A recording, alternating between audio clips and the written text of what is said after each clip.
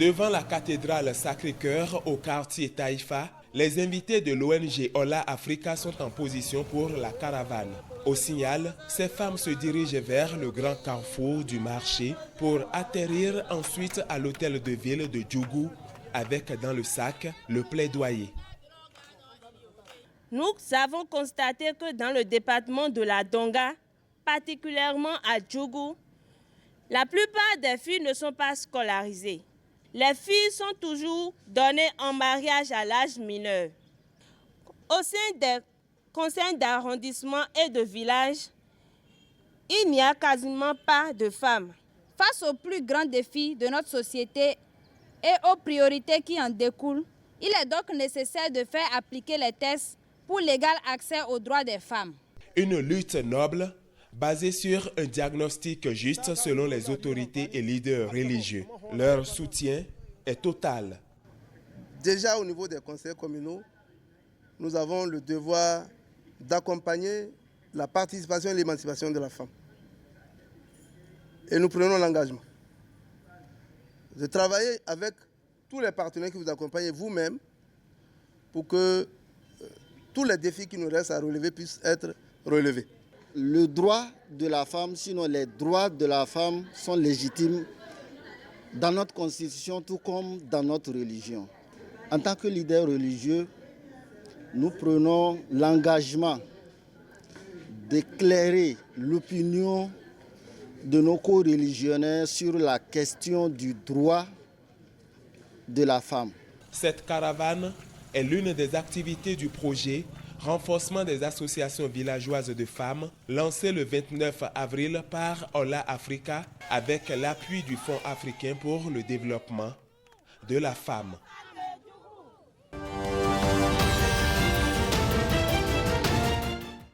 Près de 12 000 jeunes des départements de la Liborie et de l'Atakora sont impactés par le projet EJASA. Ces hommes et femmes s'investissent dans 4 filières, à savoir maraîchage, petits ruminants, volailles et soja. En dehors des actions actuelles, le projet EJASA, qui prend fin en 2027, outille les bénéficiaires de manière à pérenniser les acquis. La durabilité du projet est au cœur de la deuxième phase, parce que quand il y a eu la première phase, avec les résultats concluants qui ont été donc atteints, l'ambassade des Pays-Bas a accordé maintenant de faire une extension. Ce qui est surtout important en termes de durabilité, c'est, disons, toute la batterie d'actions et d'initiatives qui sont en œuvre, qu'à la fin du projet, qu'il y ait des choses qui résistent ou qui persistent. On a les jeunes à la base. De ces jeunes-là, on identifie les champions. Des champions, on identifie les mentors et les coachs. C'est tout un dispositif qui permet de professionnaliser des jeunes qui peuvent continuer le travail. Dans le but d'améliorer durablement les revenus des jeunes et des femmes, le projet interagit au quotidien avec des partenaires opérationnels, d'où la nécessité de renforcer les relations. Il est bien qu'on puisse échanger avec les partenaires stratégiques que nous avons, qui ne sont pas directement informés de ce que nous faisons comme activité. Donc c'est pour ça que nous avons invité les maires, nous avons invité les préfets, nous avons invité les responsables des centres de promotion sociale, des DAEP, ATDA et la police républicaine pour pouvoir communiquer en réalité ce que nous faisons au niveau du projet EJASA. Ces partenaires auront ensuite la responsabilité de faire des retours et des suggestions en vue d'aider le projet à mieux impacter. Pour rappel, le projet accompagne 12 500 jeunes sur 5 années.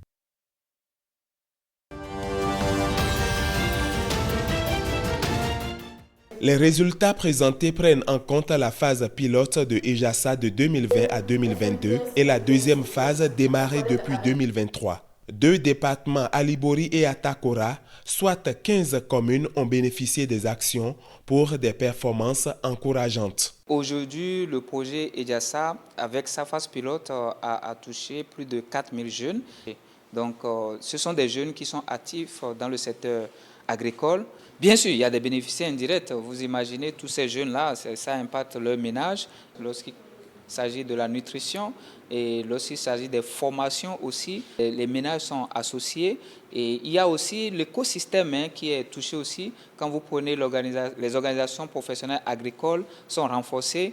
Dans les discours d'appréciation des résultats, ces partenaires stratégiques sont revenus sur certaines préoccupations. Un feedback attendu d'ailleurs par l'équipe de la SNV pour la suite du projet. Ce qui m'a impacté, ce projet a impliqué les structures locales pour l'identification des cibles. Pour la commercialisation du soja, la politique du gouvernement, c'est l'une des meilleures et nous voulons qu'elle puisse s'aligner sur aussi les autres tels que le coton, la filière coton, où les marchés autogérés sont créés. EJASA phase 2 prend fin en 2027 et l'objectif est de passer d'environ 4 500 à 12 500 agripreneurs impactés. La SNV est appuyée dans ce projet par le Royaume des Pays-Bas et l'Union européenne.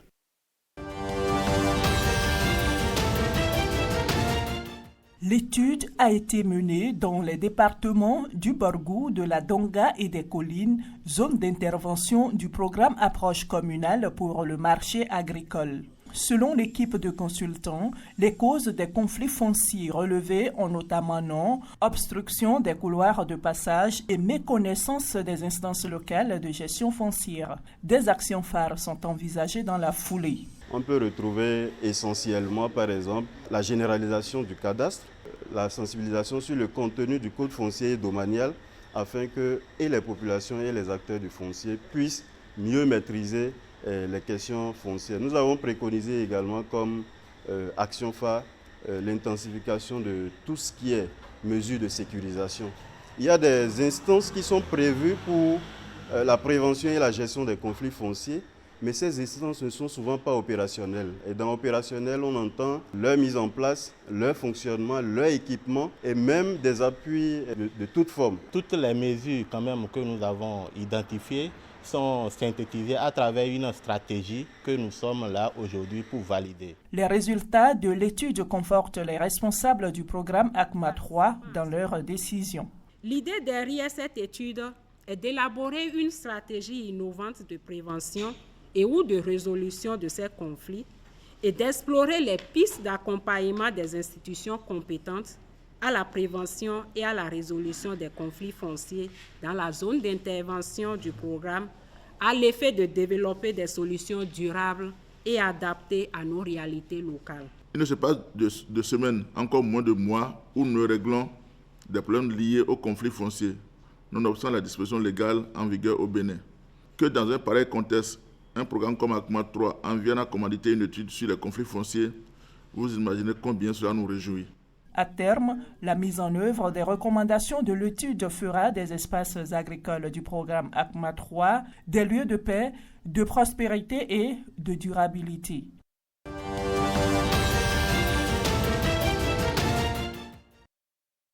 Longtemps désiré par les populations d'Okeo, il aurait fallu attendre l'avènement de la rupture pour que le bitumage de cette voie soit une réalité. Le bitumage de l'As-Savère, sur lequel nous nous retrouvons ici, et c'est comme vous le constatez, c'est toute une joie pour la population. Cette infrastructure, c'est 27,5 km de route qui relie Dassazoumé à Okeo, village qui fait frontière avec le Nigeria. Joie et doléances, sentiments manifestes des populations. Première demande de la population, c'est le pont sur le fleuve Opara. Parce que ce pont servira non seulement la localité d'Okeo et l'arrondissement, mais ça servira également toute la commune de Savè, toute la commune de Wessé, toute la commune de Glazoué. Ça servira également au-delà, Banté, Savalou, même jusqu'au Togo, Ghana, il passe par ici. Ça nous manque aussi la sécurité. Si l'État peut tout faire pour nous traiter aussi du commissariat d'arrondissement, je pense qu'on aura aussi le cœur à l'aise. Situé dans les périphéries de Dassazoumé, ce village bénéficie de la phase 2 de l'asphaltage. Preuve que le programme d'action du gouvernement ne laisse nulle place où la main ne passe et repasse. Cette réorganisation s'impose à nous. C'est une nouvelle ère qui s'ouvre pour les transformateurs de cajou. Ils se mettent désormais ensemble pour mieux dynamiser le secteur de la transformation. En tant qu'industriels, nous avons une grande responsabilité. Nous osons croire qu'entre acteurs, nous pouvons nous entendre et que la famille des industriels se portera à merveille. C'est vraiment un événement heureux et très heureux, d'autant plus que cette organisation se bâtit autour des usines qui sont à l'intérieur de la zone industrielle et également celles qui sont en dehors de cette zone. Il y a eu des dialogues entre les représentants de ces usines qui ont pu s'accorder et s'asseoir aujourd'hui autour de la même table pour la mise en place de la famille représentative des transformateurs. C'est donc une étape importante dans le processus de restructuration de cette filière pour l'économie béninoise. Nous l'avons commencé avec d'abord les familles des producteurs. Nous avons abouti à la mise en place de l'aire fêtière nationale avec lesquelles, d'ici quelques jours, si Dieu exauçait nos prières, et je le pense, pour qu'avec la famille des transformateurs, nous puissions aller aux interprofessions. Nous irons plus loin à travers la signature des accords cadres avec le gouvernement. C'est des filières qui ont triplé leur production, voire plus, et qui nécessitent aujourd'hui qu'on s'organise, surtout que nous avons aujourd'hui des usines implantées dans notre pays avec lesquelles nous avons pris l'engagement de leur rendre disponibles les matières premières dont elles ont besoin pour fonctionner. Les nouveaux dirigeants vont donc relever les défis liés à la transformation du cajou au Bénin.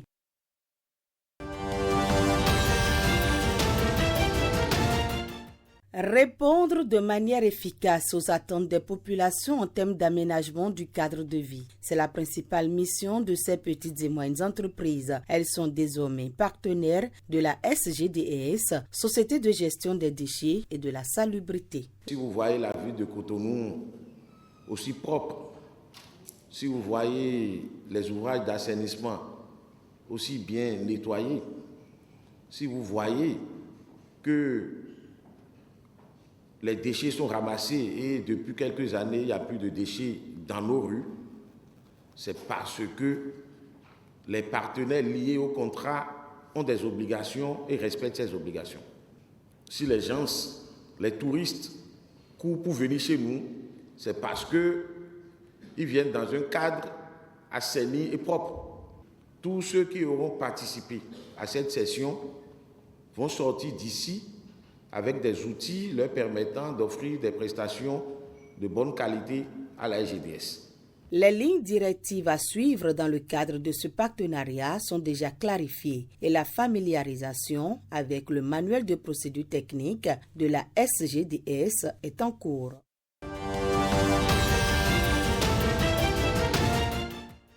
Son rôle est d'œuvrer pour une opérationnalisation des services numériques au sein du ministère de la Décentralisation. La Commission ministérielle des systèmes d'information et de la connectivité a vu le jour en 2022. La CMSIC, c'est une instance du cadre de gouvernance des projets numériques, projets et programmes numériques. La CMSIC permet réellement et donc de donner la ligne directive de gestion des différents projets et programmes du ministère. Bien au-delà de la mise en réseau des structures mobiles et fixes de communication, cette commission veille à la culture des échanges d'informations et de connaissances pour une performance opérationnelle. À cette première session ordinaire, les projets numériques du ministère sont évoqués, qu'ils soient réalisés, en cours et même futurs. Pour les projets en cours, il y a le projet de conception du e-service enrichissement des ONG, des associations, qui permettra aux différents promoteurs d'associations et d'ONG de pouvoir faire tout le processus d'enrichissement en ligne au lieu de se présenter physiquement au niveau des préfectures. Au registre des projets futurs, nous pensons à la conception et à la mise en ligne de plusieurs e-services, à savoir le e-service du certificat de vie et de charge, l'autorisation parentale, l'identification des parcelles et de la demande d'affirmation de convention.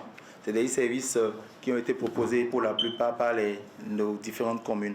Je peux aujourd'hui affirmer avec beaucoup de fierté que notre pays, le Bénin, s'est résolument engagé sur la voie de la transformation digitale. Cette vision devra être soutenue par un cadre stratégique et politique comportant entre autres, premièrement, le schéma directeur des systèmes d'information, deuxièmement, la politique de sécurité des systèmes d'information et les stratégies de digitalisation des préfectures et des collectivités territoriales. Des mots d'espoir qui ne manquent pas d'être saisis par l'Agence des systèmes d'information et du numérique. L'ASIN et le ministère du numérique et de la digitalisation affirment leur engagement pour un accompagnement sans faille.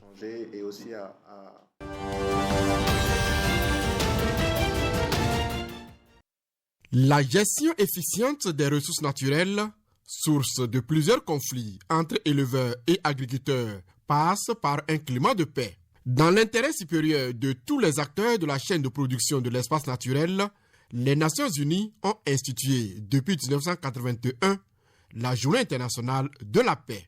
À travers cette conférence qui réunit étudiants et enseignants-chercheurs de l'Université de Parakou, le laboratoire Société et Environnement entend faciliter une symbiose entre les différentes communautés au Bénin. La logique qui fonde nos travaux, c'est de voir comment on peut apaiser, comment on peut participer à une cohésion de nos sociétés, à une cohésion sociale à travers la meilleure gestion, la diminution des conflits autour des ressources naturelles. Le thème de cette journée met en lien la question de la paix et la gestion des ressources naturelles.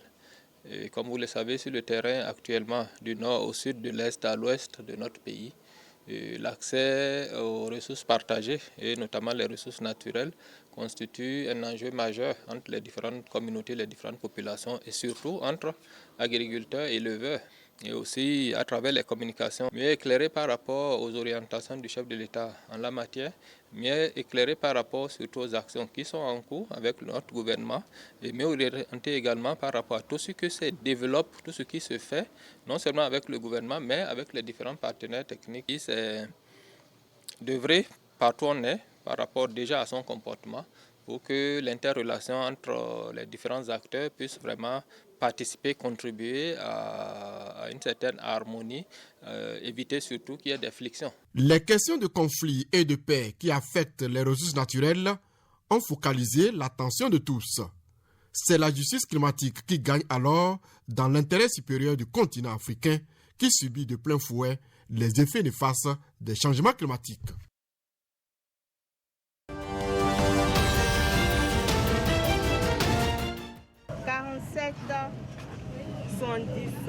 Les poids des produits préemballés sont conformes aux normes prescrites sur les emballages des sacs de riz, de farine de blé, de sucre et autres. C'est l'heureux constat fait après vérification minutieuse des pesées du contenu de ces produits. Étape par étape, plusieurs produits stockés dans des magasins des marchés d'Abomey, de Bois-Icon et de Glazoué ont été inspectés. Ils ont constaté que les poids ont été bons, ils ont apprécié, ils ont donné certaines recommandations.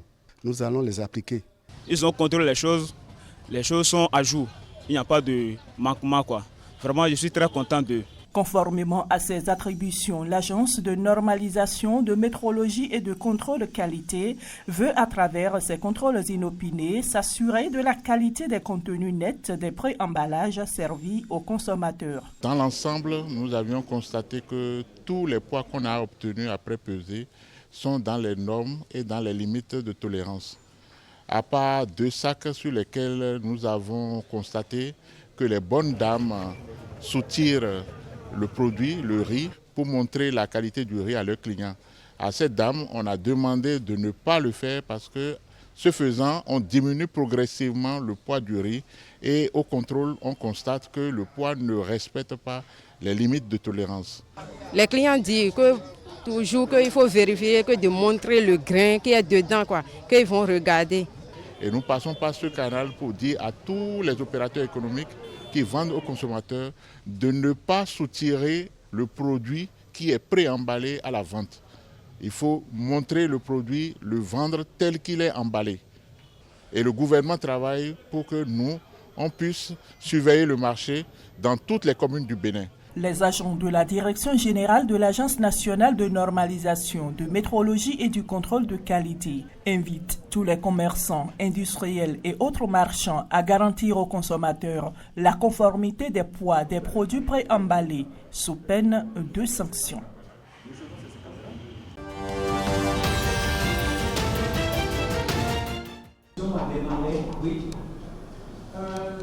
La qualité de l'enseignement supérieur est au cœur des échanges entre les promoteurs et les responsables des établissements universitaires du Bénin. Cette session de formation a pour objectif de contribuer efficacement à la mise en œuvre de l'assurance qualité au sein de leurs structures respectives. Il s'agit alors de procéder à des mesures qualitatives et quantitatives pour donner à la qualité une signification objective. Pour atteindre ce but, une analyse diagnostique des dispositifs d'assurance qualité interne et le renforcement des capacités des acteurs du système éducatif en assurance qualité s'avère indispensable.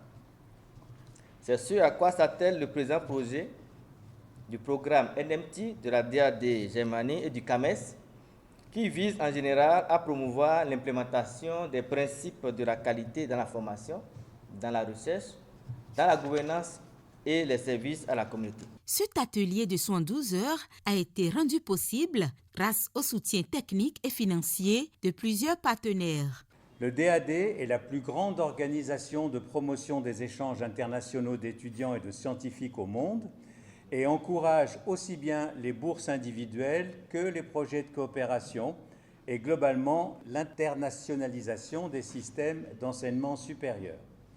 Le programme Dialogue on Innovative Higher Education Strategies, qui s'abrège donc DIES. L'équipe rectorale de l'Université de Parakou mesure l'importance de cet atelier pour révolutionner la qualité de l'enseignement supérieur. Je pense que ce qu'il faut retenir de l'atelier et de tout ce qui va précéder, c'est la formation, la qualité de la formation que nous pourrons donner à nos apprenants. Parce que c'est cette qualité de formation, à travers l'assurance qualité, qui pourra faire d'eux des citoyens pouvant transformer notre pays. Les participants échangeront sur plusieurs thématiques, notamment l'assurance qualité comme levier de développement de l'établissement et les exigences en matière d'assurance qualité dans les curricula.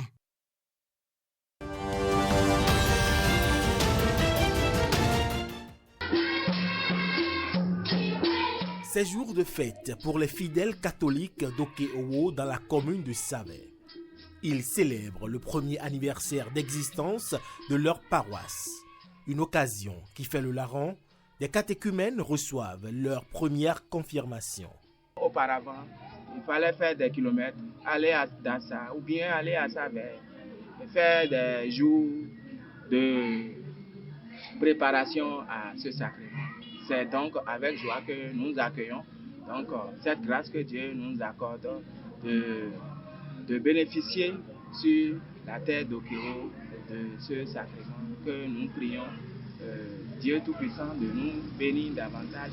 C'est aujourd'hui, depuis ce temps-là, c'est aujourd'hui que nous avons cette première promotion à Okeowo que le Monseigneur vient célébrer cette cérémonie-là.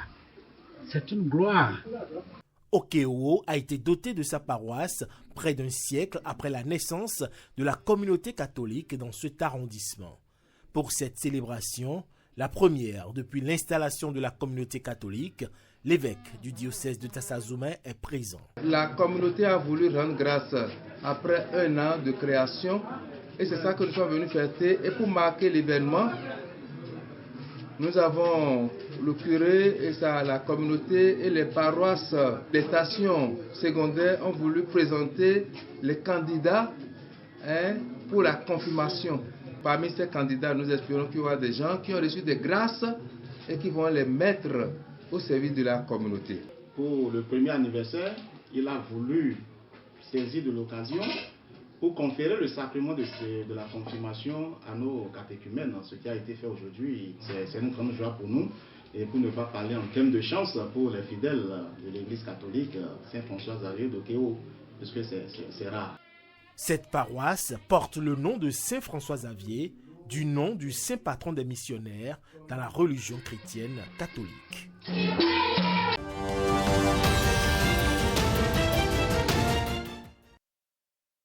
Le programme de formation aux technologies hybrides Common Rail et entrepreneuriat concerne pour cette première phase 10 étudiants titulaires d'une licence professionnelle en maintenance des systèmes options mécaniques automobiles et 10 enseignants. Il est piloté par la Chambre des métiers de l'artisanat des Pays de la Loire en France et celui du Bénin.